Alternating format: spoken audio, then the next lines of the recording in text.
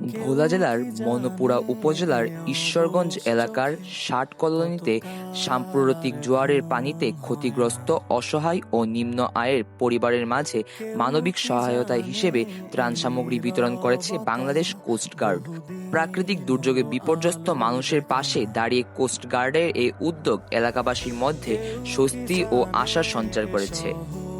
সোমবার অর্থাৎ ২০ জুলাই ২০২৬ দুপুর ১টা ৩০ মিনিটে বাংলাদেশ কোস্টগার্ড দক্ষিণ জোনের অধীনস্থ বিসিজি আউটপোস্ট মনপুরার উদ্যোগে এই ত্রাণ বিতরণ কার্যক্রম পরিচালিত হয়।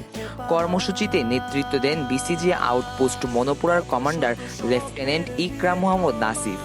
এই সময় জোয়ারের পানিতে ক্ষতিগ্রস্ত পরিবারের হাতে চাল, ডাল, শুকনো খাবার সহ বিভিন্ন প্রয়োজনীয় খাদ্য সামগ্রী তুলে দেওয়া হয়।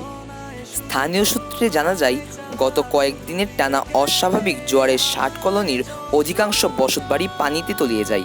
অনেক পরিবারের রান্নাঘর, ঘুমানোর কক্ষ ও গৃহস্থালির মালামাল পানিতে নষ্ট হয়ে গেছে। পানিবন্দী অবস্থায় দুর্ভোগে পড়েন নারী, শিশু ও বয়স্করা।